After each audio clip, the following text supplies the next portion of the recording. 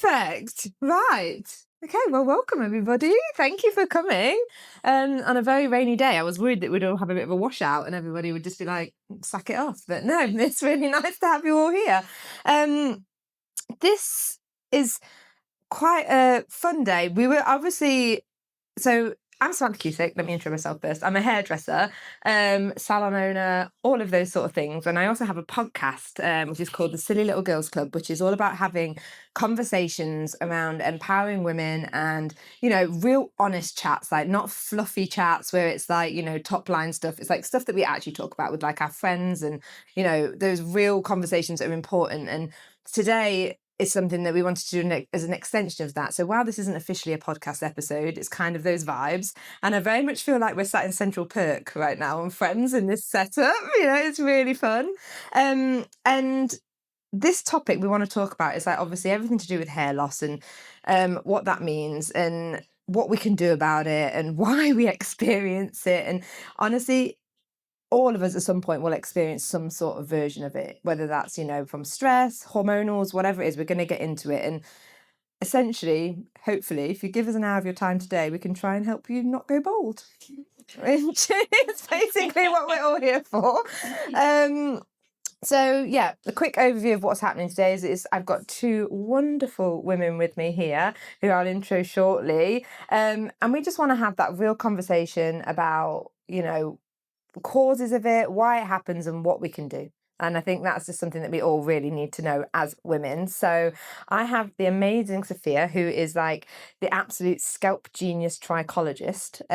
So yeah, very amazing. And we have Laura, who is the founder of Scented, which is an incredible brand that is, she's going to share her story, but all around is founded because of this, what we go through. And you've all got a lovely little goodie bag in there. And just before I forget, because Karen told me to mention, inside the goodie bags. Oh, wow! You're definitely not turning it into a party just yet. I mean, I think my mic might have gone off now. Karen, what did you push? Yeah. Was that you? Party hasn't started just yet.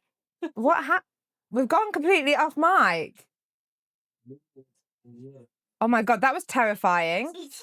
And somebody really didn't want me to tell you what was in the goodie bags.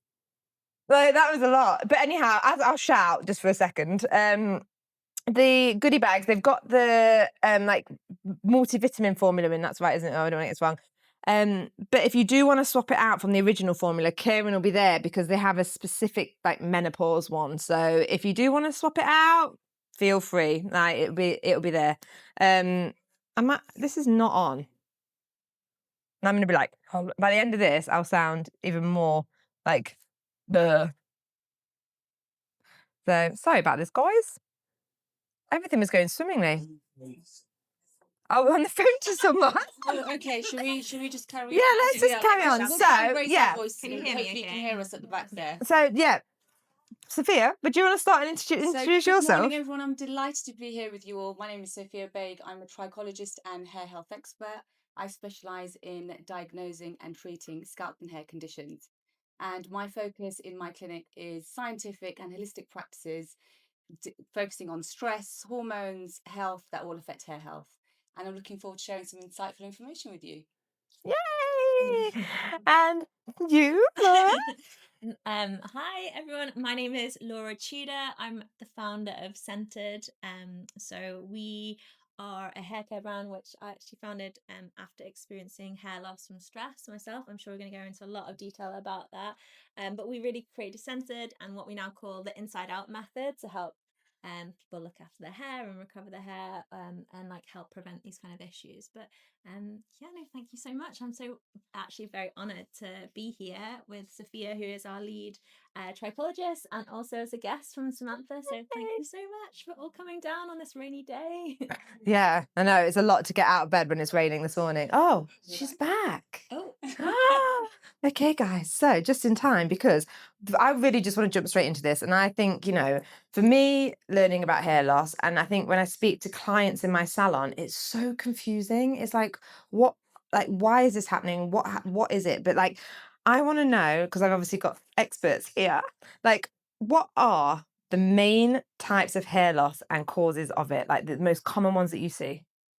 So I would say hair loss isn't just one message, it's your body's way of letting you know. So when you know what message the body is sending, we know how to treat it.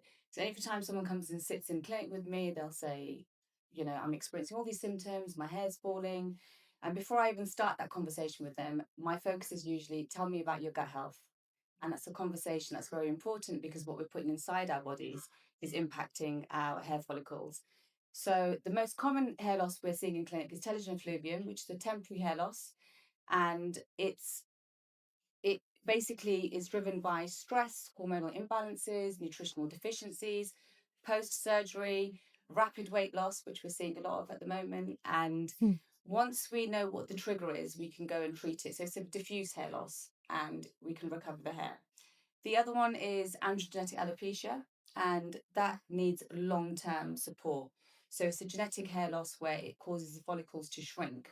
And as that happens, we're wanting to make sure that we're focusing with what's happening from within, reducing inflammation in the body, optimizing blood levels in terms of your nutritional levels, if there's anything deficient in the body in terms of your blood report. And then we want to focus on supporting the hair long term and making sure that we are able to help our clients following a protocol that's suited for them. We also see postpartum, which many women, I certainly experienced it after having my children. And that is obviously your body's way of regulating with hormones, where there's a decline in estrogen. We've got the most wonderful hair when we're pregnant. I had so much more than what I've got now. And then when you go through the decline and your body starts to readjust and hormonal shift happens in the body, we then start to recover the hair. Anything past 6 to 9 months, I always say it's time to go and see your GP to go and get some blood tests done because that then is there's something your body's telling you. Is it a thyroid problem? Is there an imbalance in your iron? Is there a deficiency there? What else is going on? Is your stress load, because having a newborn, what's happening to the body? So that's why I always advise my postpartum mummies to really go and sort of follow through the journey. Monitoring what's coming out on your brush. I say this Mm. to everybody. When you're brushing your hair, people say, I've got hair loss, and you can lose 50 to 100 hairs per day, which is very normal. If you're seeing clumps of it coming out in the shower plug and you're brushing it through, I try and say to monitor daily, depending on how often you're washing your hair and what you're seeing. The good news is these types of hair loss are temporary. We're able to recover, we're able to put you on protocols and assist you in clinic. However, the biggest one we're seeing is stress, lifestyle, where people are literally just trialing and testing and playing with products and serums that are on the market. I would say try to use one brand at a time and see the consistency and how it impacts your scalp. So trying to understand what's going on. Is your scalp itchy? Is your scalp inflamed? And I'm able to detect that when I'm using my trichoscope in clinic and advise accordingly of what I would recommend in terms of products and what's suited for you. Yeah. I just want to pick up on something you said about like the 6 to 9 months thing, because so is that after they've had the baby, if things haven't started like shedding, or what is that? Like, So the first couple of months, growth should resume. You hmm. should start to notice first, I'd say first 3 months, your hair starts to regulate. The hair cycle starts to regulate. Anything past 6 to 9 months, then there's possibly a deficiency. You're either iron deficient. You want to check your ferritin in the body, your ferritin store, your iron level. You want to then make sure that you're getting all the nutrients. If women not breastfeeding, I certainly did. So for me, it was very much depletion in the body, fatigued, tired, Right. and a lot of stress because you're deprived of sleep. So your hair is the last thing your body will think of in terms of when we're looking internally. The body's response is to look after the major organs, and that's why we experience the hair. It's always hair, skin, nails.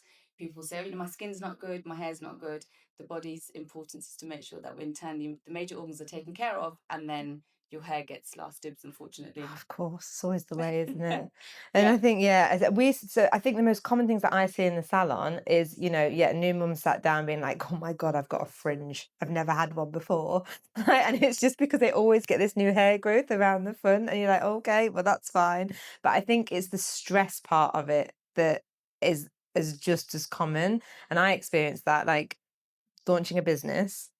I did it very naively. It was very fun until it wasn't. And then I got very burnt out, and I didn't even realize until it was my hair. And like you say, like it's your scalp almost shows you what's wrong, right? And I Mhm. was like, this side of my hair had disappeared. And I got into extensions then because I was like, not for length, but for thickness. And I was like starting to just like to disguise it. And it wasn't until that, yeah, I really took stock of what was going on and actually, dealt with that like burnout and imposter syndrome, that my hair grew back, which was great. But yeah, is that the kind of thing that you were seeing? Yeah, I actually had pretty much exactly the same experience. So I was running my previous business Hmm. and it was in the fashion industry. I was working pretty full on, not really looking after myself very well, and yeah, experienced quite severe like hair loss. So I was losing about a third of my hair over a period of about 2 months. So it was Oh my literally coming God. out in clumps. It was on my pillow. It wasn't just my hair either. It was like my eyebrows. It was my arms. It was like it felt quite terrifying actually, Yeah. because it was like, when is this going to stop?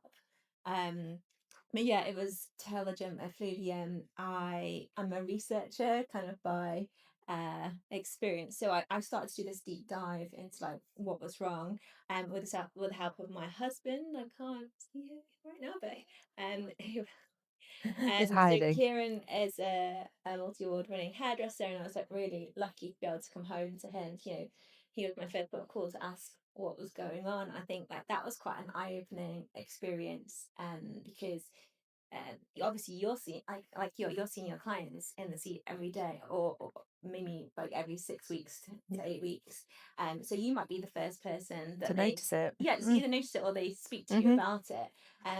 But for us it was quite interesting, because it's not really taught about hair loss in the hair like curriculum at all. No, it's not. So that was kind of point one that was really interesting. But then I went to the doctors and had blood tests and was very quickly kind of like shooed away that everything was like normal. However, I knew it absolutely wasn't normal. Mm. It definitely wasn't my normal. So I started to do a bit more digging. I asked for my blood test results, and the range for like normal in the NHS is super wide. So you could just be in that kind of like lower space, and again you're considered like completely normal. But whereas as women we lose Mm. iron obviously every single month, Hmm. we lose blood and iron in our blood. So it's little things like that aren't really like taken into consideration. So that was quite an interesting experience. And then I went on this whole like recovery journey, which I could talk a lot about. No, but it's good to know because, like, uh, people. I think as women, we kind of hide this, right? Like, if it just happened, like, we hide it. Like, I've not to overshare a little bit, but I've got my younger sister is currently battling a blood cancer, and she's had to go through chemo, and she's so concerned with looking sick and her hair that she wouldn't go anywhere without her wig, and now she's had this like mesh system thing, and mhm. we're treating it obviously underneath to help it strengthen it, but she didn't want to talk about it, and she didn't want to, like, and I think that's something that we do as women quite a lot when it's something that's outwardly, we're meant to have this amazing healthy hair. It's sexy. It's like what it is, and it's like it's part of who we are.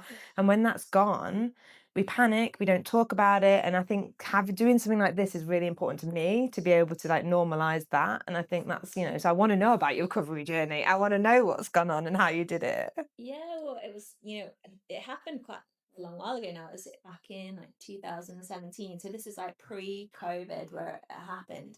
And I actually think weirdly, COVID actually did quite a good thing for the conversation, because obviously hair loss was a symptom of COVID. Like Mm-hmm. I'm sure Sophia can talk a lot about the mechanics, but actually it became part, like we were at home, we were kind of looking after ourselves more, but also it became much more of a conversation. Whereas like before, I think I personally really suffered in silence. Like it was really quite an embarrassing thing. It's that word like taboo. Like it wasn't really talked about very much. But I think with the help of like TikTok and everyone being able to open up about it a lot more, it's been great, because people are much more comfortable with it.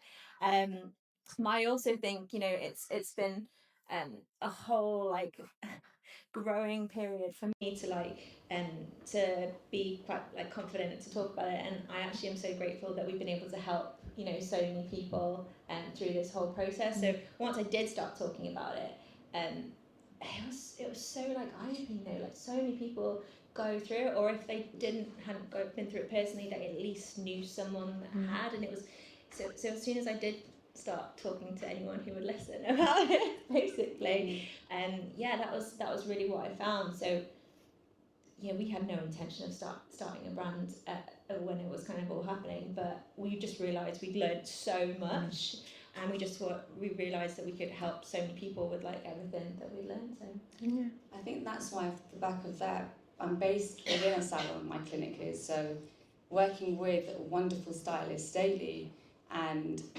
struggle, as in you sit with the client first before they come to me. So most stylists will look at scalp and think, oh, what is this? Is this psoriasis? Is this seborrheic dermatitis? Is this dandruff? Is this just a dry scalp? So that's why I then have spent the last year and a bit, it's finally there, it's got to go to CPD for it to be assessed, but I've created my own training handbook to be able to train stylists in the UK and internationally, so that they are educating their clients that sit in their chair and they can actually say, you know, I've noticed your parting is getting a bit wider, you know, are you okay? I think it's an open conversation for us to have, you know, we go through so many phases from, you know, having the most wonderful hair as we're growing, and then becoming mothers, and then losing the hair, when, you know, postpartum hair loss.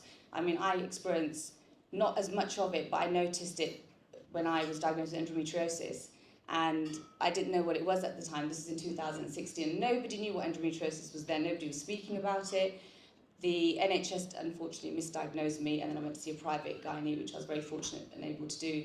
And he said to me, you may have a cyst, you might have your, you know, tubes taken out, are you okay if you had your children? I said, it's got to go, because it was causing me so much distress. And it wasn't the hair that it was affecting, it was affecting me internally and emotionally. And I just felt this hot flush in my body, and I actually thought, am I going through menopause? I'm a bit too young for this. And then once I got the diagnosis, I then really started to take care of my health. Since then, I've been very much about anti-inflammatory foods and how they impact our bodies internally, making sure I'm following a protocol for my home, my at-home use, with products that actually work on my scalp, because, you know, the market is flooded with products. There's a serum coming out, there's a tablet for something, you know, and it's all about, you know, we all do our research, we really dive deep into formulations, but I think it's very important to just connect and sit with yourself a little bit and just tune into what's going on, because your body does let you know. You know, I always go in deep, and that's maybe my Reiki training. I'm a trained Reiki practitioner, so I kind of really energetically sit with myself and connect with myself. I mean, that's an inspiration. I definitely need more time to sit and connect with myself. When you can. We always say we don't have enough time, but I always say 5 minutes. Even if you can just switch off for 5 minutes, no technology, put it all away, no kids, no husband, and just have 5 minutes. A cup of tea, whatever it is, 5 minutes. I think that's why I fell asleep at 9 p.m. last night in the piglet up there. Because I just like finally got in and I was like, I'm on my own. Yeah. That was it till 7 o'clock this morning. But yeah, I think that's one thing I think that as hairdressers, like, and I can speak obviously as a hairdresser, and I've got a team of hairdressers, there is that lack of education for us around hair loss. And so I'm very personally excited to get your manual. And I think that's something when you go as a client to the hairdressers sometimes, like,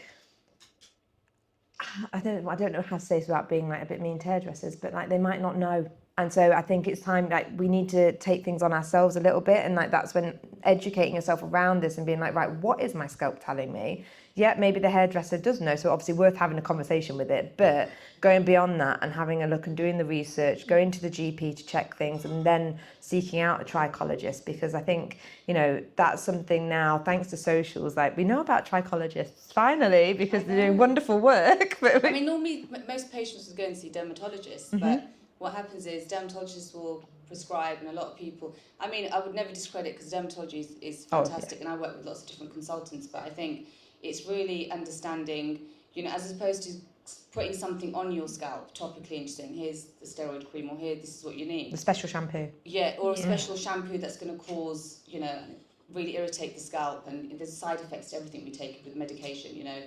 And then we're experiencing something else of a symptom that we didn't have, you know, when we first started initially. So I think it's always important to just try and see what you're doing, balancing out hormonally, checking your hormone levels, you know, seeing what your stress load is, and then trying to figure out what your protocol is that you're going to follow. And obviously that's what we do in clinic. We're able to educate and advise. It's not just come in, here's, you know, this many products and this is what you need to do. We want to know what's happening within to be able to support you better. Yeah. Well, I want to go on to, like, what is your scalp trying to tell you then? So how, like, you know, it's all about it, like, we'd like to know about all these different types of it, but how do we know, like, what our scalp is trying to tell us? So, like, what would, like, what is signs that your scalp is unbalanced, and what does even unbalanced even mean? Because I see that all the time. It's like, my scalp is so unbalanced. I'm like, what does that mean? So imbalance. Oh, sorry, Laura. I'm racing ahead. Yeah. So imbalanced scalps, you normally start to feel a little bit of irritation, or you might see a dry patch somewhere, or your sebaceous glands, the glands that produce oil to keep the microbiome balanced, they then start to overproduce. So you then start to notice, oh, my scalp's getting a bit more greasy. It never used to be this greasy. You know, that's a sign that happens a lot. Oily scalps, you know, they then become flaky because the scalp is saying, I'm trying to balance myself, keep the oils balanced, but then I need hydration. So that's a very big sign where people start to feel irritated, itching. Inflammation, you'll always see at the back of the scalp. Nutritional loss is on the sides, and then genetic is from crown to the frontal part of your hair. So it's just educating, reading, understanding what's going on. What is it? Is it a patch? Is it a feeling? Is it itchy? Is it dry? And just not just going and diving into products, but just kind of just seeing and knowing what it is first, and then being able to treat it. That's always my approach. Okay. And yeah, what happens? How do you treat an unbalanced scalp? Well, I always find it really interesting that we have, like, you know, a regime, whether that's 5, 3, 10 step skincare routine, but then we like very often like forget about our scalps. And again, I think it's great because the conversation is much more like at the surface right now. But actually, you know, our scalps, they age, right? Absolutely. It's the fastest part of our skin that ages a lot I heard it was quicker. 6 times Six faster. times, six times it is. It's a lot thicker as well, and we hold so much tension and stress in our scalps. So then obviously, like, so the tension, that can be something that shows up. You know, we all know how it feels to have a head massage, and like you're instantly kind of feeling more balanced. So your actual your follicles can like tighten when the scalp is more stressed. So that makes it more difficult for the hair strands to actually grow out. So, you know, actually doing the head massage and like relaxing and, you know, doing these things like connecting with yourself actually helps you relax, helps that tension ease, and will over time help your hair grow like thicker and therefore like eventually longer. But then you've got like Sophia was saying about like the imbalances, so whether that's like a dry scalp, a greasy scalp, there's all these like different things that can crop up. And I think like that's what we really wanted to like create with Centered, is like to create this like kind of ritual element of it, that you just like literally just like you're doing a haircut treatment, but you're just actually just giving yourself like that little moment of like investment and making the kind of like ritual out of it to bring you back to center. Oh, I love that. Quick little room activity. If everyone puts their hand up, like everyone just put a hand up in the air. I promise I'm not going to make anyone stand up or do anything weird. But keep your hand up if you've got a skincare routine for your face that you do pretty much all the time. Okay, most of you though. Keep your hand up if you've got a scalp treatment and you treat your scalp. Oh. 1, 2 people. That's crazy. Oh, okay, fine. Right, yeah, go ahead. Yeah, but do you actually do it? Because I'm a hairdresser and I skip. But not as often as you probably should. Oh, but you're in for a treat. I'm an absolute lover for a pre-wash, and I've tried pretty much most brands on the market. When I'm trialing products, I always use them for a good 4 to 6 weeks. Just a single product to see how your scalp is going to connect with it, how you're, you know, is it going to balance out the scalp? Is my scalp dry? Is it, you know, giving the nourishment my scalp needs? And I absolutely love a oil. And then when I came across Centered's oil, I was actually genuinely searching for one. I know there's a few on the market, but I'm used to using like the exfoliants with beads and Himalayan salts and stuff. And I find that when I was using them in my clinic on my clients, some were great, but just some weren't suited for different types, especially like psoriasis. You need something a bit gentle and, you know, inflamed scalps. And the oil is one of my favourites, and I use it in my detox treatments. My clients absolutely love it because it goes from a milk to an oil. It gently exfoliates. I use it on severe cases of psoriasis that come in. I think that was the test for me, and it's either a yes or a no. I'm quite straight up when it comes to products. If it's not working for you, then it's like you leave it behind. On to the get next. rid. Yeah, absolutely. I think it's really interesting that everyone has that skincare routine, but only a couple have gone to scalp. And that mindset is like exactly what I think that little shift needs, because like we need to start thinking of our scalp as it is an extension of our skin, and it needs that support to be able to, and we all want that.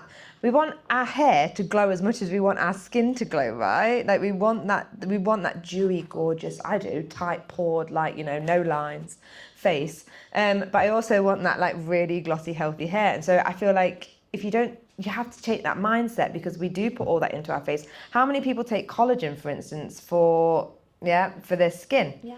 But do you understand it does stuff for your hair too? I think And so like, much of it is like prevention rather than cure as well. Like we obviously have a lot of people that are experiencing hair loss, but you almost like don't have to get to that point. Like if you're looking after yourself in these specific ways, and it is like a little bit consistently. So it's like, you know, we call it the inside out method, but it's like, you know, taking your supplements, taking your collagen. So everyone's taking collagen. Got that step forward anyway, but then it's like if you're doing it outside as well. So yeah, of course, like a great shampoo is only going to do like a certain amount, but just like it is so simple. But like head massage can actually do amazing things for your body and of course your scalp. So yeah, it's just like being consistent with those things, even if it's just like once a week. It's just like such a nice thing to do for yourself. Yeah, that's what I want to ask you guys next, is that obviously the power of like scalp detox and circulation. So if we do want to get like, you know, a bit more proactive with our scalp routine, where's a good place for people to start? I would say, well, my day's a Sunday. That works absolutely perfect for me, where I'm able to use the oil to milk formulation. It's just gentle. I was raised as a little girl in our culture. We were, from when we were literally born, oil is going on our scalps. That's always been a thing. Massaging. I mean, my grandmother did it for me when I was a little girl. My mother still does it for me now. I do it for her. So it's just a ritual in our family, and you know, and it's such a special thing, because the touch, the connection, you know, getting that blood flow to the hair follicles, the scalp over skin, you know, moving the skin over the skull. That's really important. You told me about that. Mine don't move. I really need to practice like doing a bit more. When I show my clients how mine's move, they're like, your skin's about to come off your head.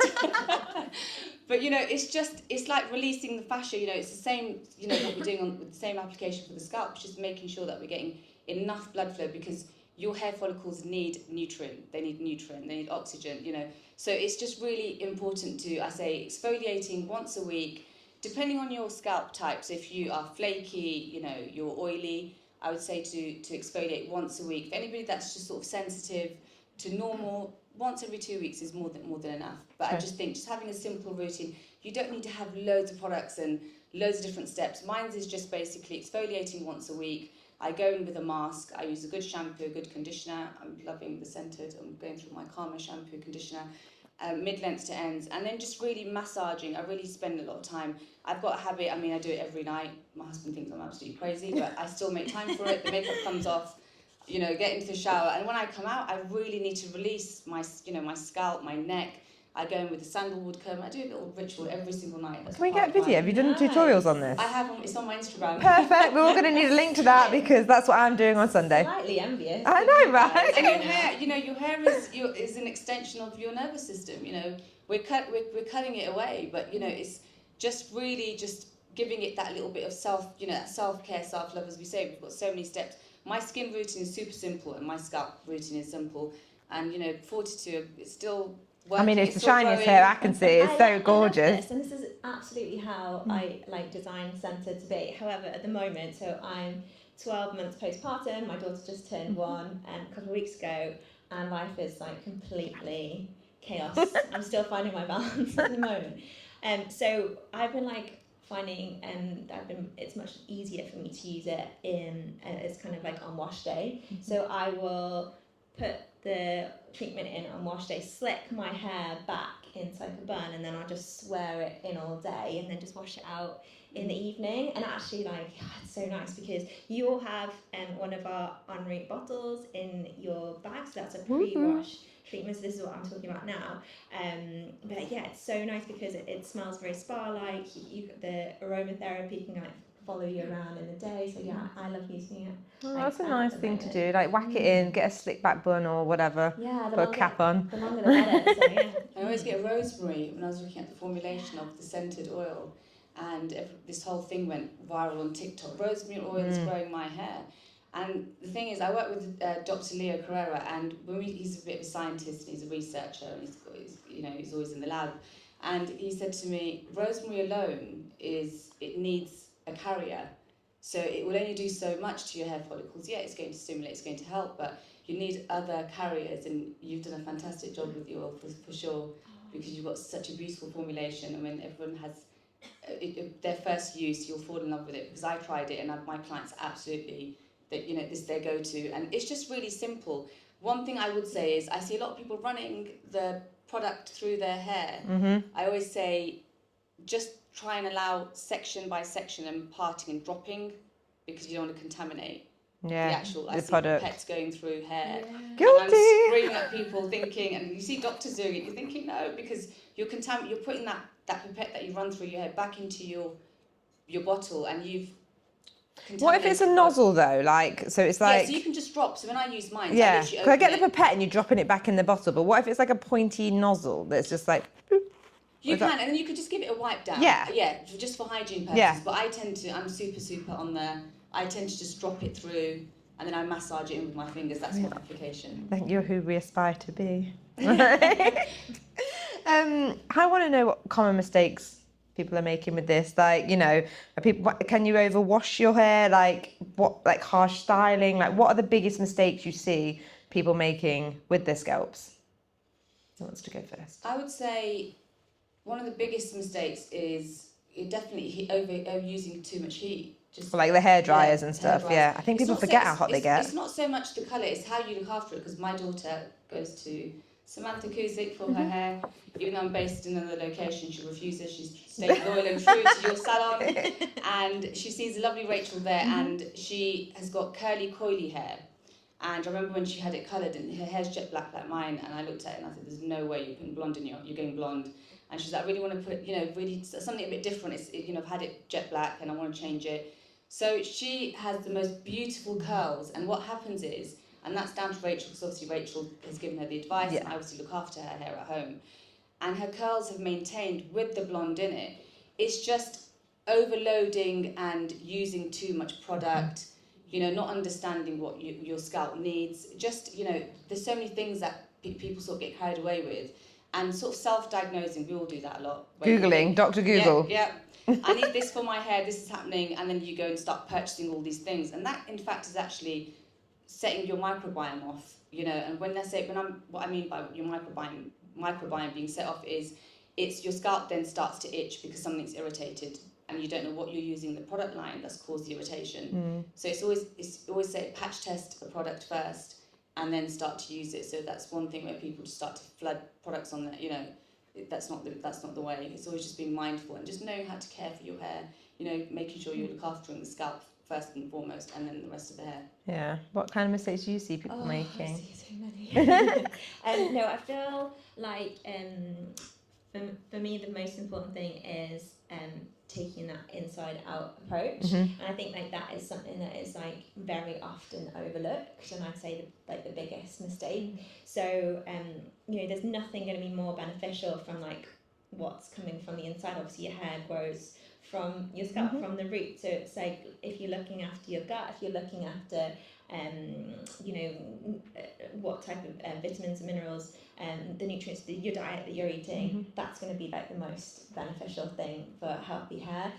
Our diets as a whole have changed so much over the past 100 years, and just even when you're looking at the quality of raw ingredients and food itself, we eat so much more processed food these days that it is become actually really vital to have a supplement and a good supplement like that, because not all vitamins are equal. Does everyone know the difference between synthetic and natural vitamins? What happens? So it's absorption, isn't it? Something to do with absorption. Yeah, so it's just I really love the example of folate and folic acid. Folic acid is what we're recommended, especially, and it's so interesting, especially just I've been through pregnancy myself, but it's a thing that you get recommended from the GP, but actually folic acid is the synthetic version of the vitamin, and what that means is that your body doesn't naturally metabolize it very well.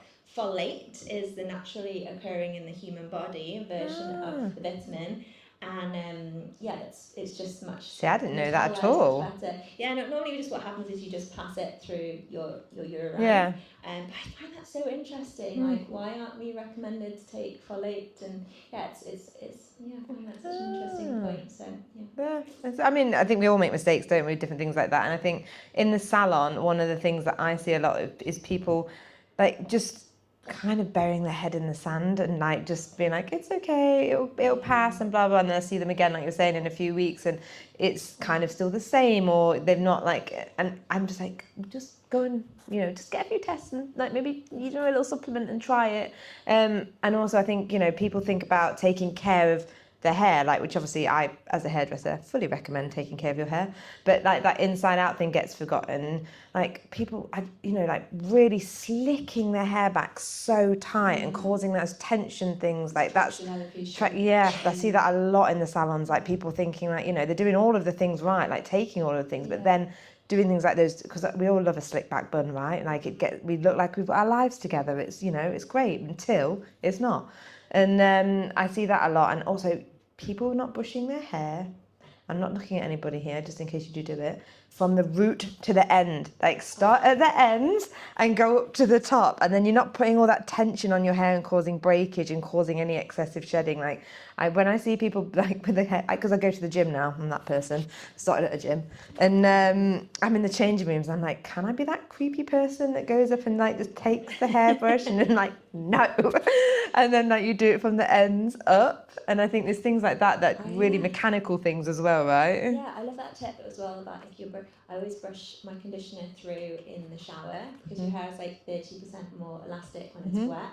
So I always like brush my conditioner through, and then it's like I don't have to kind of like drag my hairbrush through when it's like half dry. Yeah.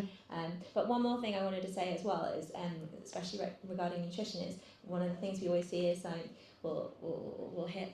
I've actually heard this like quite a lot, even from hairdressers. They'll be taking like a biotin supplement. And they're like, yeah, I am taking a biotin supplement, and it's like biotin like 2,000 times your recommended daily allowance, and you're like, yeah, that's great, but you're only taking like one like vitamin. It's like so much better to take like a lower, broader, like wide range vitamin, and then you're like getting all those different like nutrients as well. I think that's why it's so important with the blood. When you're getting your blood test done, we'll go and have a generic blood test, and you look at your blood work and you think, oh, it's all normal, but you're at the very end of normal. But when you're optimizing everything that is normal to full optimization and getting in the right nutrients and changing the diet, it affects, you'll start to see the transition come into play. You don't even have to go and start searching and looking elsewhere. You can actually just start treating from within, just with the food that you're eating. So that's so important to making sure you're maximizing your nutrient levels in the body. Yeah, I'm a big believer in that, because I think one of the biggest things that changed for me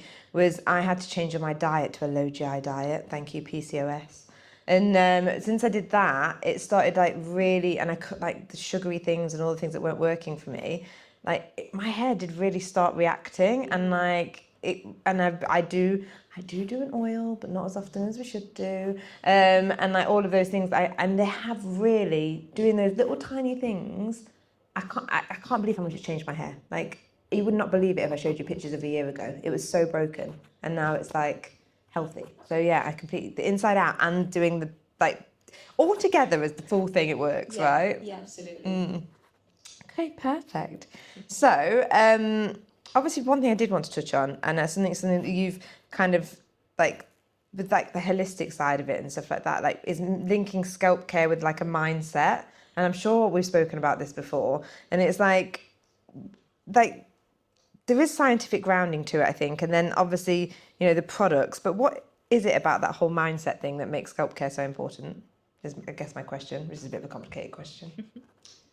See, I'm trained in Reiki, so for me it's touch. So most clients will come to me and I'll say to them, "Tell me, talk to me about your stress levels," and you'll get super busy, businesswomen traveling in and out, and they say, "Oh, I'm stressed, but I'm not," And there's acute stress and there's chronic stress, and it's understanding, and blood tests do pick up on that, and they'll tell you which way where your body's navigating. And people will just say, I'm stressed, but not, and that alone itself, you know, when a client comes and sits and I touch their scalp, just by touch, there's a box of tissues, and I've left it there because I've always used to get up from my chair to go to the other end of my treatment room. Now it's just in the corner because I'll just say to turn around, the box is there to take some tissues, because there's a release. You know, you need to release. There's so many emotions and so much we're dealing with, and it could just be your day-to-day personal, whatever it is, you know. And I just find that when I'm educating and I'm saying to my clients, you know what's going on, it turns into a bit of a therapy session, and they then, some are interested in receiving a bit of Reiki and some are not. And I think Reiki is all about balancing the energy center in the body.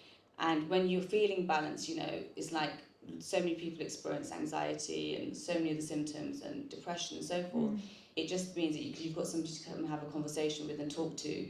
And stress, obviously, you know, throws your hair into the shedding phase, and that's where it goes. But I think it's really important to be able to speak about holistic treatments, and I'm all about meditation. You know, are you meditating? You don't have to do it. It's just habits and small, you know, little and often. You know, you don't have to do 20 minutes. You can do a couple of minutes in the morning, having that tea in the morning, having that moment to yourself, and just balancing. A lot of people I've noticed are tuning into those grounding mats. I love mine because I'm not walking What on is my a garden grounding with the mat? It's, you plug it in, it's like just grounding you to the earth. So I love to walk on the ground, I love trees, I love to be in nature, that's my thing, where you really feel supercharged from the earth's energy, you know. And that's just me and my working with healers. I work with a lot of healers, so a lot of people find that really helps them, and I think that's one of my most popular treatments on my treatment menu, as opposed to, you know, all the other treatments I offer. Oh, I'm coming to go. I want to get on that mat. That sounds good. I'll send you one. Yeah. One thing I do want to talk about, because again, as a hairdresser, and my clients come, and I've had clients that I've seen now for like, 15 years, some of them, and like throughout like me doing their hair has naturally changed, and it has got, you know, thinner and things, and like a few of them are headed into like perimenopause and in menopause, and it's like I wanted to talk about like what it is what causes the hair change. And like, you know, a lot of my clients have got a lot of shedding and a lot more a thinner texture, and obviously I know that hair texture changes as you get older, and the color changes when it goes, you know, when we go white, it can get a little bit thicker, a little bit coarser, a little bit frizzier. But what is it internally that's changing that makes it sort of leave? It's a shift in your hormones. Right. So the hormonal shift in the body, you know, there's lots of people on HRT. I mean, that will throw, you know, it's everybody's response is very different. Some women that are on HRT that I see in my clinic have the most beautiful hair. Some women start experiencing shedding. Some people say, you know, my hair's just constantly shedding. But I think it's really going and checking hormonal balances. I find when you're going through the early stages of perimenopause, menopause, go and get that test that's just focused on hormones only, you know, and that will really support, because once we know what's happening hormonally, we then know how to treat you internally to be able to help you with your hair health.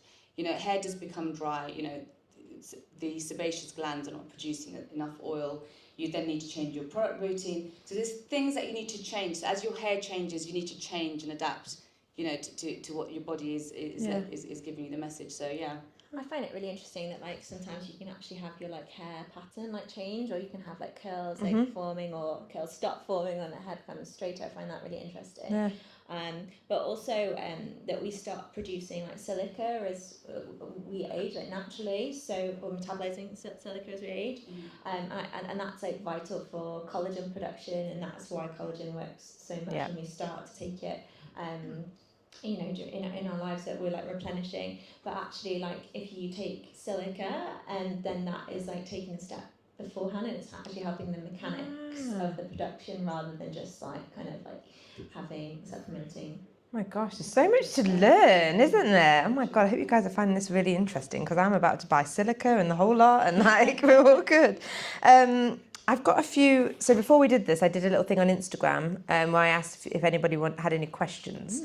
So I've got a few here, and I also want to encourage you guys, if you feel comfortable and you have any questions, then we've got experts you can ask. It's quite a good safe space to do so. But one of the questions that came up all the time was,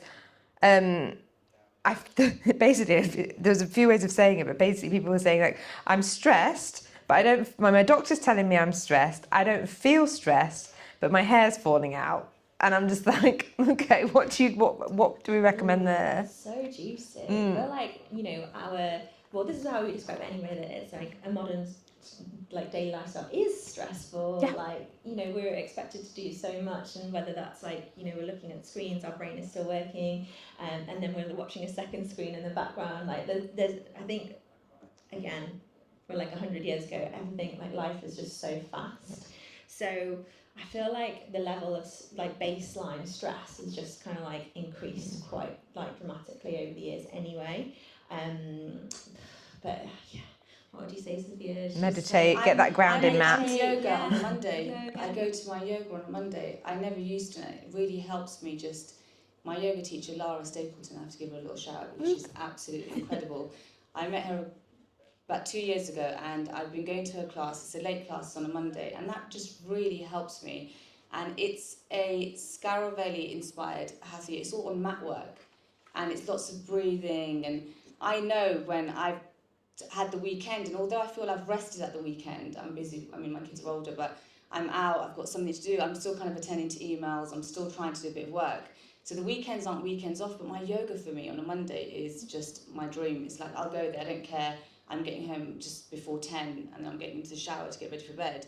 It's just an absolute dream. So yoga, meditation, just anything that you can just really bring the body. I know it's easier said than done, but I think the best way to sort of bring it into practice is just little and often.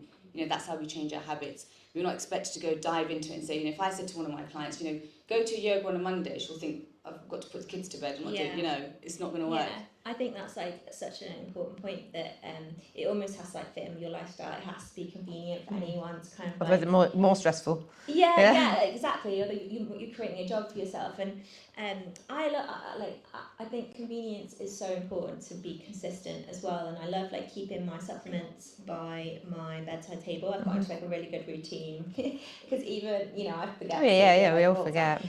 So I've got into this really good routine because I'll go to bed, and even if I've got my head on the pillow and my eyes shut, I'm like, oh, have I taken my supplements? And for me, that's like my little bit of like self-love kind of thing. Yeah, so like doing something for yourself. I made it super convenient that I'm just like, oh no, I haven't. I'll just sit up and take them from my bedside table, and then it's like, I don't know, it's just that little bit that's like mentally telling me I'm looking after myself. And obviously it's the impact of the supplements, but it's also that like psychological thing that I'm just looking after myself, and like that helps lower the stress. I really do think. Oh, perfect. Is it true that you can get a delayed reaction with hair loss to things like stress, or trauma? Because like I swear I've had clients as well. Like this was a question that came up, but I've experienced it with clients who've said, "Oh, this happened to me 3 months ago, but I was fine, but now my hair's falling out." Is that absolutely really okay? So telogen effluvium will present itself 3 months after. Oh, so that's a legit thing. So absolutely, oh, fine. Yeah. Okay. So that's just how it presents itself. And stress is probably one of the main causes we're treating in clinic at the moment. So that will then, trigger on conditions where your scalp is now inflamed. So you've gone from having, serious loads of stress in the body, and now your scalp is presenting itself with, inflamed patches and dryness and all sorts. It just really gets busy up there, and then you've then got to think, okay, we now need to treat inflammation. We need to change the diet. We need to change products. There's a whole protocol that goes in place for that. I think it's so interesting as well about like what that like stress could be. Like you said, it could be trauma. Like it could be grief, so it could be a breakup, or it could be an operation that's got nothing to do with your hair, but it like impacts that. And I think that's like again like so like powerful to understand that like the impact that it can have on our bodies. It's also kind of terrifying.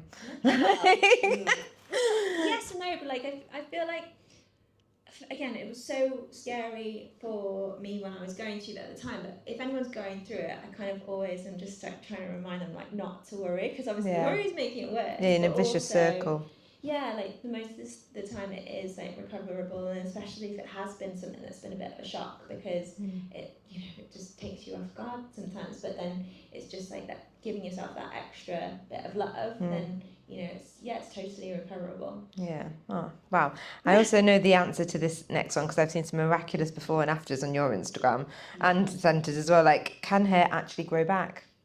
Yeah, so it depends on the type. So any diffuse thinning, diffuse hair loss, we can recover. So anything genetic like androgenetic alopecia needs long-term support. Mm-hmm. So that is, you then need to go into sort of like, we then start to use exosomes.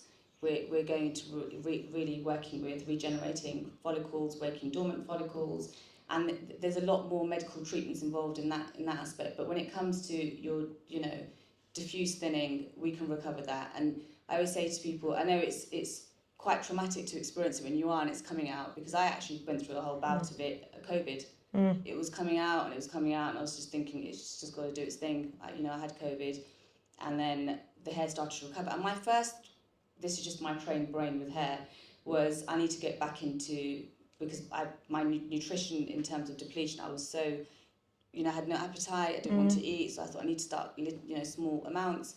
I increased my protein, and then I started to massage, and then the hair just, I got to about this, and it's obviously grown out now, but yeah, it takes time. Hair loss, everyone experiences it. It's a journey, but you've got to be a bit patient with it, because you're not going to use something, within a couple of weeks and hope that your hair's, going to transform. No. I would normally say 3 to 6 months is a time period that I say to my clients, just be a bit patient with it, be a bit mindful. And when you're, really focusing on those practices and connecting, it always works out. Yeah. I think we're all women here, except for Kieran, bless him wherever he is. He's done a runner. But obviously you all maybe have partners, husbands, and obviously men is such a different, we've talked mainly about women's hair loss here, but men's hair loss is quite a different approach as well. Different hormones do different things. Absolutely. But that is one of the things we also hear, like all the times we'll hear, like, guys, bless them, that are like completely bald, and then like what can we do? And it's the hereditary kind of thing as well. And obviously if it's like something that you're going through that's like more stress related, then yes, it's like totally preventable and curable. But then the hereditary side of things is it's a different conversation. It's the one where you see them all on the plane back from Turkey. I was just about to say that. Have you seen those things they online? present themselves to me and they're like, what can you do? And I've had a hair transplant. So usually I sort of am super honest with them. I only use, I'd say there's one surgeon in London that I work very closely with, a hair transplant surgeon, but I do my research. I've got such great a network of team around me, from dermatologists to private doctors, and I always refer out if there's something that I can't do within my scope. I'll always refer out. There'll be infections in terms of like tinea capitis, which is ringworm, which I've had on my body for my kids when they were younger. But when it's in your hair and it starts to, it will just the hair will just come out in that patch. So that's when you need to refer. But I think generally you've just got to educate, because like you say, men, that is a common thing where gents are coming in, and it's hormones. Yeah. You want to be able to talk to them about their hormones. I mean, they're not super interested in talking about that, but it's the imbalance of the androgens in the body. But I also think, again, like thanks to TikTok, like the conversation is there. Like I was in an Uber a couple of months back, and I was just talking to the driver, and we had like an amazing conversation, like really in depth about like the mechanics of male hair loss, and I was like, how do you know this? And he was like, I've been like learning it from TikTok. And I think like that is like a different, I think men are becoming a lot more educated as well, like thanks to social media. The stigma's gone around like men taking care of themselves now so much, like it's not like manly men, and like it's quite, there's moisturisers out there for men now, would you know? Like if we can get Greg to use one at some point, that would be great. Yeah, and I think like, men's hair loss specifically is more like it has to be prevented like a lot earlier. Yeah, prevention instead of cure. Yeah, like especially if it is like hereditary. So yeah, I think it's come to me then to as young as 20 now. 20, they start to say, I'm parting. So then they get the adult hairline, where as in they, as age is approaching, then the hairline changes. So they think that they're losing their hair, but you actually say to them, that's your hairline as age is coming. That's like a natural thing to happen, yeah. So that's absolutely normal, but I just think when you say that to them, and they just go and pick up minoxidil because it's so easily accessible, and DHT blockers, you're taking DHT supplements, and I think there's so many things that I see flying around on the internet. I do as well. And I'm screaming at it all, thinking there's no way I can put, because what you want to understand what is actually going into your body, what are you putting into your body, and what it's doing to the body, how is your body processing it. And Dr. Leo Carrera says this all the time. He goes, you're going to pump your body with all these supplementations, and it's just expensive poop. Expensive poop. Expensive poop. It just comes out, you only get a very small amount of a benefit of what you're taking. So try and optimize as much of it as you can from your food. Yeah. Anti-inflammatory, there's all these like spices and different, my mum's always cooked with spices. That's always been a thing in our culture, but 30 different spices can go into one dish very easily, and it's all just natural. Like my evening tea, which I still drink today, is fenugreek seeds, cardamom, cloves, and fennel seeds. And I put that in hot water, and that's anti-inflammatory, great for your hair follicles. What does it taste like? Absolutely love it. My grandmother used to mix it up. She used to put a little bit of manuka honey in it, but my sweet tooth is disappearing slowly, so I'm more of a salty than, yeah. Does anyone have any questions or anything any myths that they've heard that they want, to know if it's true or not, or anything at all that we can help you with? Like, we're here if anybody's got anything, but no pressure. There's one at the back. Oh yeah, go. Hi.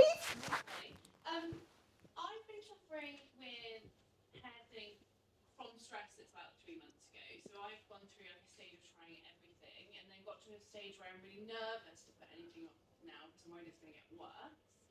And the skin care specialist that I go to, I had microneedling on my face, and she's opened up a conversation about microneedling on scalps, and I just feel like I need some more advice on whether that's a good. What I really don't want to do is make it worse than anything. So what are your thoughts, honestly, on microneedling on the scalp? Microneedling is great as to help with recovery and waking dormant follicles. It depends on what you're injecting into the scalp. So you're applying something topically first, and then you're rolling. So I use exosomes, which are marine derived, and they communicate cell-to-cell signaling, and they're there to promote growth, really help with cell turnover, reduce inflammation. So there's lots you can do, but I don't know if you're open to say if you had a blood test done. That would be the first conversation I'd have with you, is to look into what your blood report is saying first. I'd give you a list of blood tests you could go and get done, and then we could then support with hair growth. I think as well, again, it's that classic thing to try not to worry as well, because obviously it takes so long for the hair loss to actually start, but then it takes a little while for it to stop as well. So it's a kind of don't panic. If it's already slowing down, then it's slowing down. It just has to go through that process. It's also this time of the year as well. Yeah. It's something we haven't really mentioned, is that as the seasons shift, it is a very prevalent time to experience more shedding now than at most parts of the year, right? So No vitamin D. No vitamin D. No vitamin D, because we get the most wonderful, from the summer months, spring, summer, and then we get into the winter. We're not exposed to any yes, we're exposed to the light, but in terms of vitamin D, we're vitamin D deficient. So I take vitamin D supplements. It's also understanding what time you're supplementing. Flooding your body in the morning or flooding your body at night. There's so many different ways of supplementing in the body, and where those supplements are going. So just for you at the back, I'd say just to massage, moving the scalp skin will help. Just to get that blood flow going to your scalp. So giving it a gentle brush, and then massaging, and then just the blood work also. Could you use the oil when you're doing that to massage it in, or would you not do that?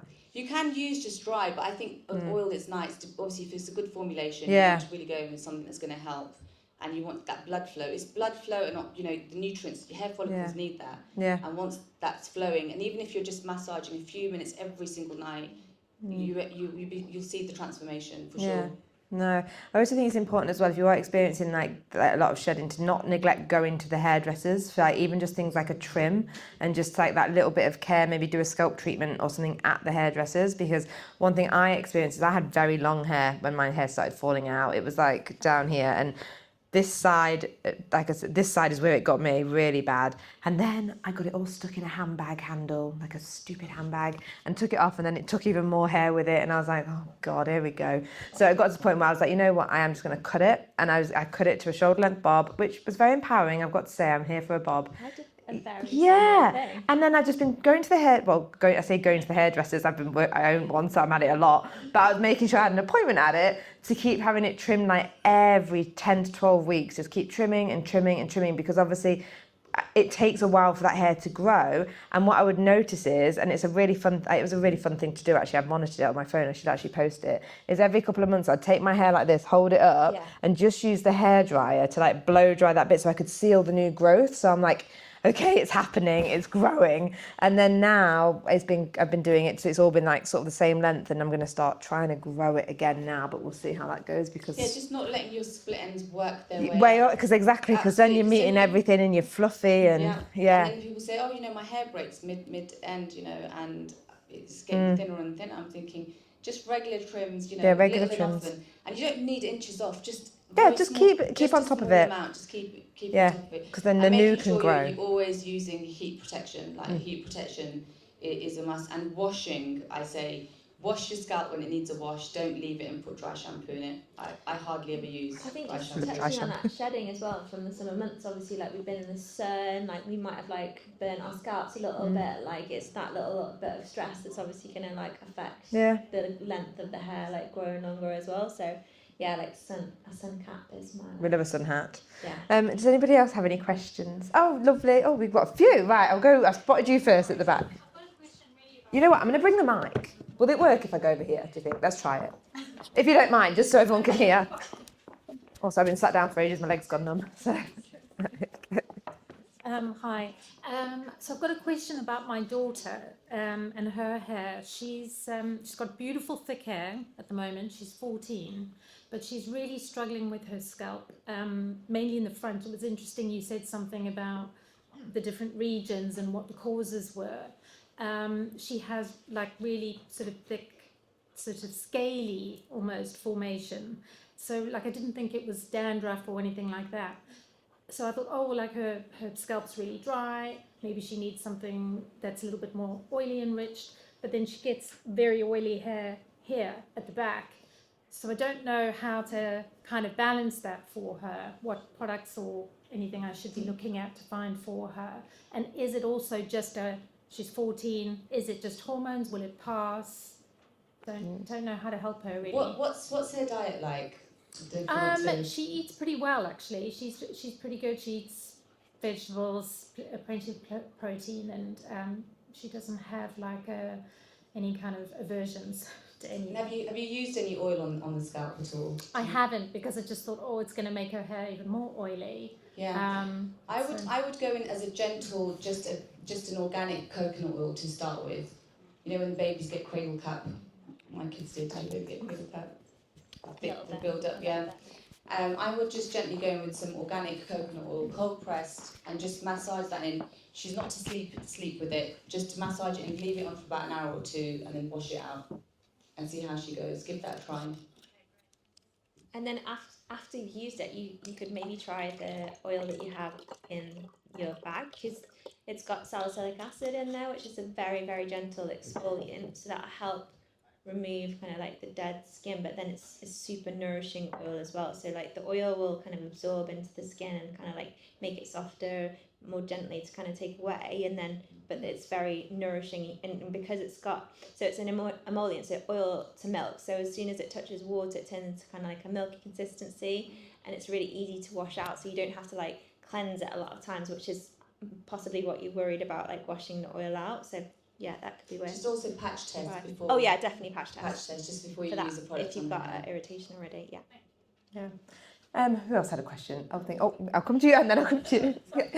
I'm going to bring the mic because you're so close. If you don't mind. I was talking about overwashing. My daughter's 25, she's got really lovely hair, but she's washing it every single day because she doesn't want it to look like all oily or greasy. But then she's got a very dry scalp because she's quite stressed at home. She's got a stressful job.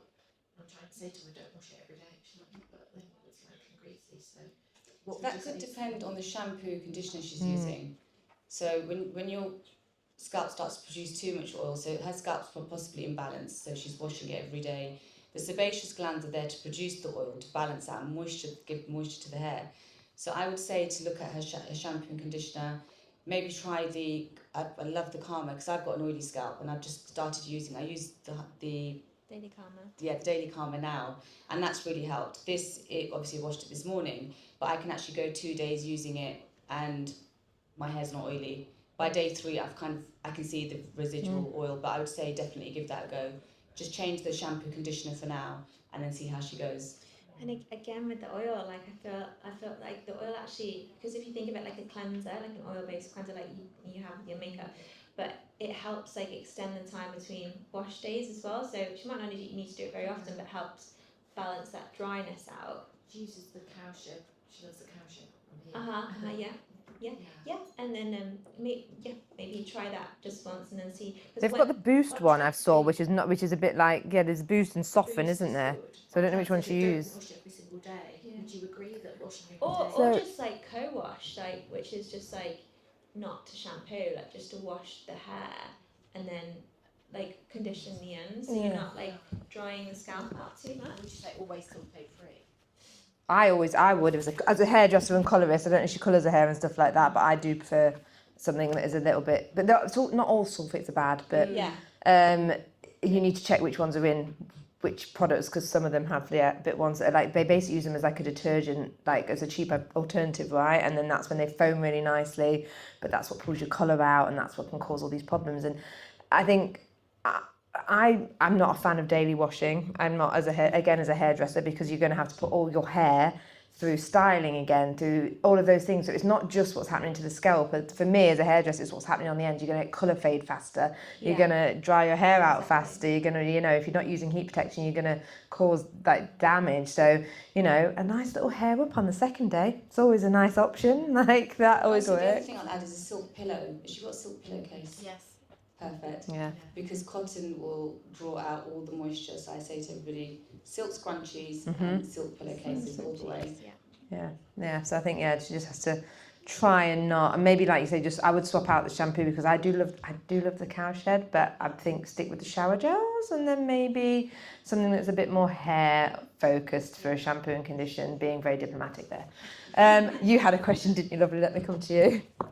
We've got our daily calm shampoo actually, which is in the Storex. So you can try that. I can't wait to get to Store X. I haven't been yet this trip. Sorry. Hello. You've spoken a lot about postpartum ladies, pre and post menopause ladies, the more senior ladies who have hair loss and hair thinning.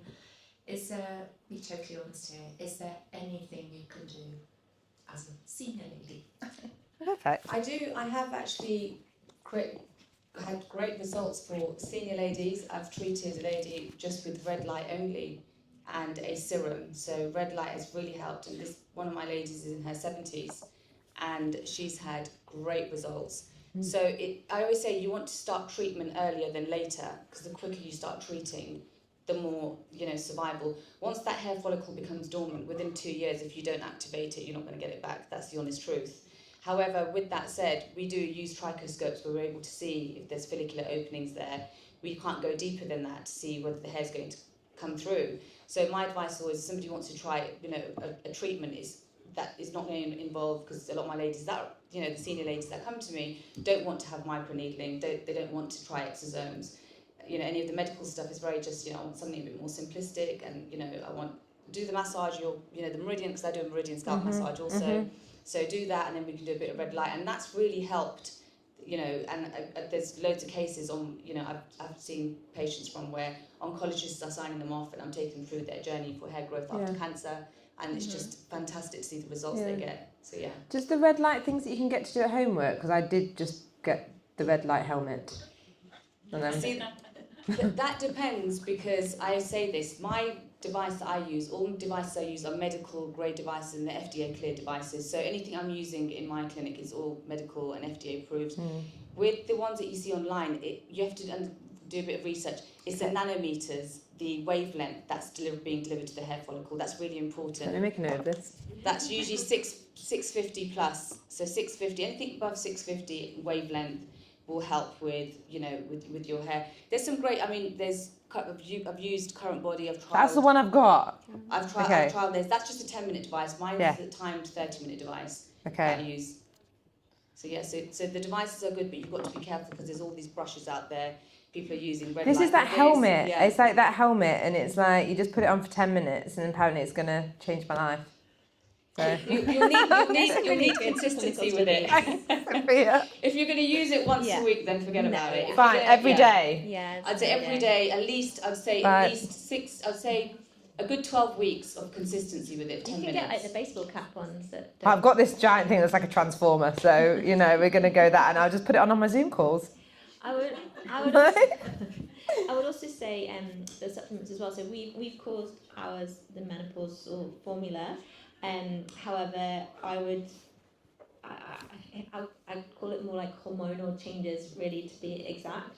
But it's the same mechanics. So, like I was saying about we stop producing silica as we age. So, taking silica, which is in, so it's bamboo extract, which is in our supplement, and that's the highest naturally occurring version of silica. So taking that every day, it's kind of like grouping it all together, but I wouldn't sort of change. I wouldn't call, what did you call yourself? Sorry, Senior lady. Senior lady. Yeah, I would be grouping us all together. Sorry. Perfect. Any more questions? We've got time. Oh yeah, we'll come. Oh yeah. Right, I'm going to come to you first, and then I'll come to you back at the back. Right, no, you're fine. Here we go. You're welcome. You mentioned earlier about blood work and having blood tests. I noticed my hair starting to thin about a year ago, and I've been on a bit of a journey to get the regrowth back. And I had a blood test, and you mentioned about the NHS and the bandings, and they came back all as normal. And it wasn't until I dived into it, but I listened to a podcast about ferritin. And they said that something about if it's below 80, your hair just won't grow. So I asked the doctor what mine was, and it was 24. Oh. So I'm assuming that that's probably what it is. And my B12 is really low. So I'm now having injections here actually for the B12. But I'm not quite sure. I've started taking supplements for the ferritin. Yeah.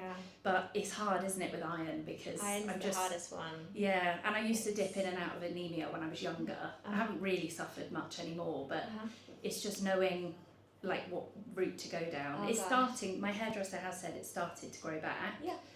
But yeah, it's just mainly really around the front and at the top here in my scalp. But I think I've got quite good scalp health. I don't have dandruff or flaking or anything like that. Well, it could be super simple, and you've kind of solved it yourself there. But yeah, hopefully it's. if you give yourself like a course of like iron, whichever one you can handle, because there's different ones, right? And Yeah. everyone metabolizes them different. There's like ones that are less kind of harsh. I did the same, so I got the ones from the doctor actually prescribed, and it caused all sorts of havoc with my digestion.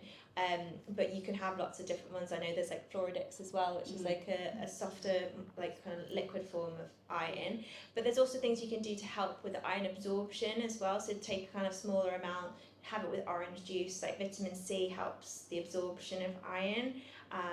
That kind of thing. Like maybe try and up your iron foods. And Yeah, I do eat really high iron diet, so I think it might be something more to do with the absorption. Probiotic maybe to Yeah. help, like specifically to help with iron absorption. Like that's helping the bacteria in your gut, right? So Okay, thank you. okay. Oh, perfect. Thank you. Right, let me come to you. There we go. I was just Thank gonna you. say, I would actually, if you wouldn't mind emailing me your bloods, because I work with the doctor on a Thursday, and what he does is we will get the GP bloods, and then we will then review those and go through those in detail. He actually breaks down so it's digestible, because you see all these numbers and your face is looking at this page thinking, what is all these numbers, what does this even mean? So a lot of people just get told it's normal. So the idea is, and the reason why we merged our services together is that's his speciality. He deals with IV drips, nutritional deficiencies. He really takes patients from very low levels to really optimizing, and that's when I then take on the client where I'm able to treat them to help recover hair. So I'd probably say just drop me. I'm happy to give you my email if you want me to review it for you, for sure. That would be great, thank you. That's right. My question is a bit general. I have quite curly hair, and one thing that I've always really struggled with is like frizz. And I've tried like various different gels, and like my favorite hairstyle unfortunately is to like have a slip back, just to create that kind of easier style. Do you think there's any gels in the market that are not necessarily good for your skin, but not like dramatically bad? Because I realized that a lot of the gels that I used to use would actually cause a headache. Obviously it could be the style. And now I try to use more oil or like a thicker cream. And another question to add on top of that is, which hairbrush is the best for you? So I started to, when I add oil to my hair, I started to brush my hair when it's dry, because in the shower I just feel like my scalp doesn't get enough attention, or my hair gets really really weak when it's wet. So what sort of hairbrush would you recommend in terms of like material? So you've got the best two people right next to you. Yeah, I'll literally. let you answer We've got that. this one. I've got this one. I'm gonna go back there and then answer those, and then yeah. So there's a few points to that question. So obviously, yeah, like best gel on the market or something for slick back anti-frizz, right? For curly hair, and then oh god, I'm so clumsy. And then best kind of hairbrushes. So there is nothing wrong with obviously slicking your hair back, but I don't think it'd be the product causing you the headaches. I think it's going to be the tension, because like that snatch back, it happens to us all. Like I can't have a ponytail in for more than half an hour without wanting to cry. But there's a few ways, because obviously if you've got curly hair, you do need something with a bit more hold than an oil, because it's quite nice to stick your hair back with an oil if you can, because it stays wet and it stays that shiny look. So it's quite a nice way, and you can use it. It's nicer on the scalp. But if you need something that's a bit stronger, like, and it has a bit more hold, I personally like to use a mousse, which is a little bit like of a, it's not so much of a gel, and you can do it like from. You shouldn't really put your hair up from when it's wet, but it works. So I would tend to put in a mousse when my hair's wet, because I get frizzy hair. My hair's like quite wavy as well. Put that in and then use a soft bristle brush. And there are boar bristle brushes, and there's like some really Mason and Pearson is like the old school OG soft bristle brush that costs a little bit of money, but it lasts. Like it's the type that it really lasts. And you can get, they do one where it's like boar bristles, and then they have like a little nylon piece that pops out, and that means you can get a little bit more like through the curl, so it's not just combing the surface, because sometimes with bushes and curly hair and thick hair you can't get in enough. Like you have to kind of go over it, and it kind of just bushes the top. Whereas if you want to snatch it back, you need something that's gonna pull it back. And like that, for me, I put the mousse in and then comb, and with a soft brush or brush, just keep going until you can gather it. And then I finish it with a hairspray. Like just a hairspray over the top, not a gel. Yeah. Mm-hmm.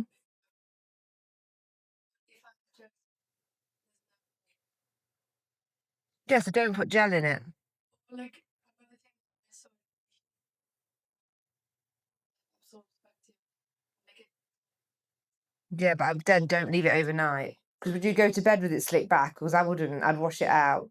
I was gonna say, and like I think the problem that you'd get with your scalp when you're doing slick back things and using a lot of product is leaving it to build up and not cleansing it out. Like if you've been using a lot of product in the hair, then I'd always recommend doing 2 shampoos like consecutively to make sure you get a deep cleanse, and then following up with like a treatment or whatever it is, because you need to get that out. But if it's frizz as well, like my favorite anti-frizz product is Olaplex #6. I don't know if you've used that. It stops frizz for like 72 hours, like I swear, and it's obviously strengthening for the hair.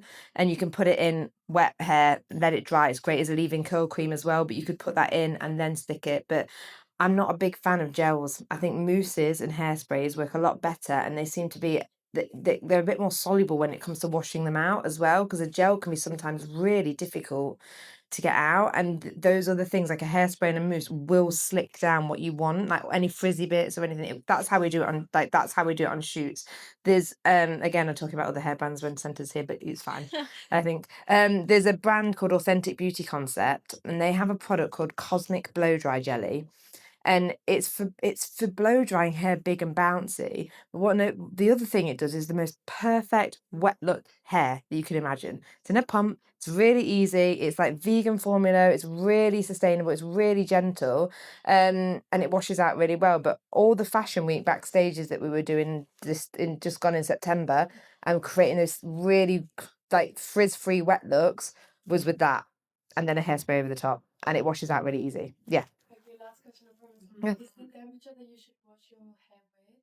Because I found that if the water is too warm, like I don't particularly enjoy it. So I try to always wash my hair with lukewarm water to think that opening the pores to absorb the like ingredients of the sugar or whatever I'm using, and then always finish with a cold Cold rinse.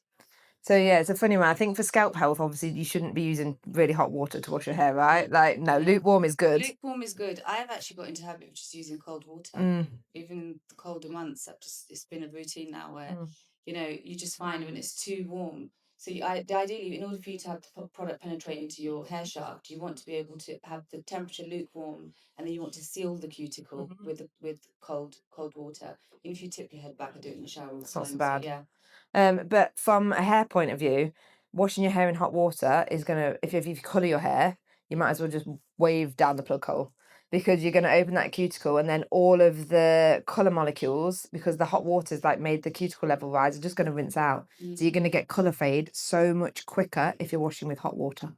Like it's just one of those things. And so sorry, is another question. A lot of like influencers that use oils, they always like recommend the oil when you go to the sauna. It's a benefit. I'll be honest, my biggest pet peeve is influencers giving you hair advice. Like, I'll be really honest, there's so much misinformation and so many like, just bad advice out there for different things. Like, if I watch one more influencer put a hair up with one hairpin and tell me that's staying in all day, I'm actually gonna scream. So I mean, but yeah. I'm with you on that, Sam. I literally see it. Things pop up my screen. I'm screaming at them, thinking it's absolute misinformation. You can put a mask in. You probably receive more benefits. Yeah, from from a using mask in a mask sauna, in great. a sauna than an A oil. mask. But you're not going to get maximized hydration. It's like I say, it's consistency. Hair requires discipline, consistency, and once you get into that routine of looking after, making sure your scalp microbiome is balanced, your hair follicles, there's no buildup, your scalp is clean, then you're going to have the most amazing hair. Anyhow. Yeah, I think a mask. I do love a mask in a sauna. I'm not gonna lie. I do feel like it does do something, but maybe that's just me. I'm taking time for myself. But yeah, I wouldn't be oiling in I there. think like oils as well, like they're so like broadly, like you don't know whatever is in the inky list, unless you can read the inky list. But an oil could be like full of silicons, it could be full of oh, it's a chemical term for the ingredients. Okay, fine. list. Just so we're on the same page. But there could be lots of ingredients there that you don't want to open the pores. Like ours, I'd say I've used it in sauna like all the time, but it's a very like natural formula. I wouldn't leave it for very long, but it's basically a natural oil. Whereas like if you were putting something on like that you might think is natural, for example, Moroccan oil, it's not. So Moroccan oil turns your hair yellow. yeah. Yeah, So- but anyway. Yeah, the Moroccan oil one can definitely turn your hair yellow. Seen that happen IRL. We've got time for one more question, I think, and then we can. Oh, perfect. Coming to you, and then we can wrap up, and you guys can get lunch or whatever you ordered today. And I'm going to break my ankle. Responsible for that. Don't you worry. Another daughter question. I just wonder if you have many people coming to your clinic who used to be ballet dancers, because the tying the hair back, scraping it back since the age Traction of 11, alopecia. and it does concern me long term. I mean, she's 29 now and she hasn't got a problem, but I do wonder how much damage they do to the hair follicle doing that on a daily basis, and there's no way around it. They have to do it. But it looks okay now. She hasn't got, fine. So if there's anything that might happen. As a matter of interest, as much as anything, do you have... I haven't had a ballet dancer come to my clinic, but I see lots of models. So after Fashion Week, I get a flood of them coming to the clinic because they want massaging, they want detox treatments. I would say just to make sure that she's massaging, detoxing her scalp.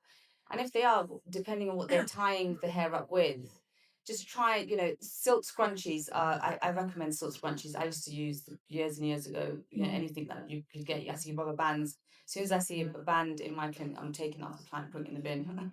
Yeah, silk keep my scrunchies all the way scrunchie. forward. So just, if she's okay for now, I would say, it's great, but that does lead to traction alopecia, just tight styles.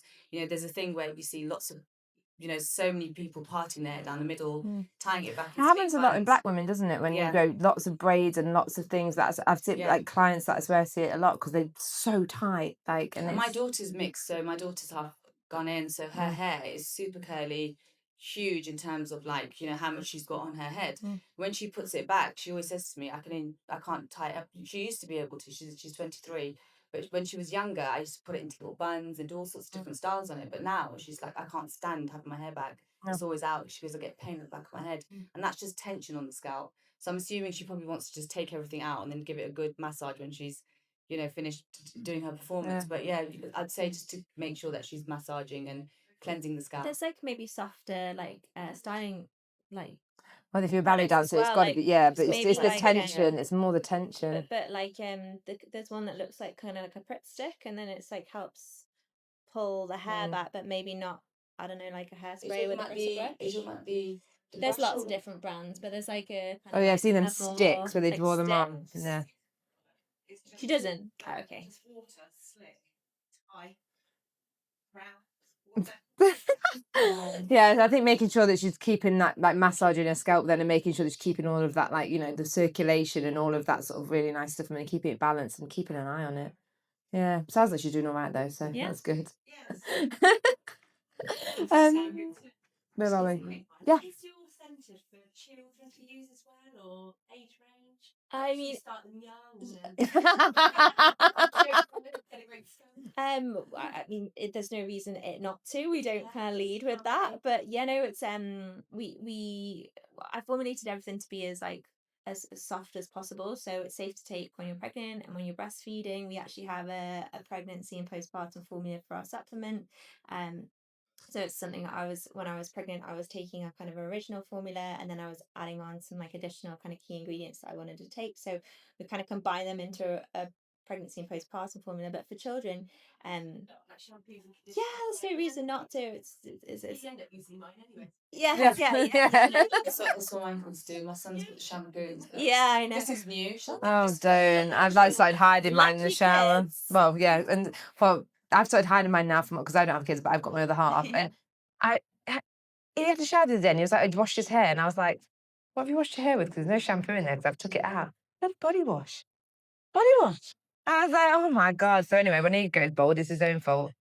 Anyway, we'll wrap there because we've kept you all for 90 minutes. Sorry. Thank you so much. Can I just say, Yeah.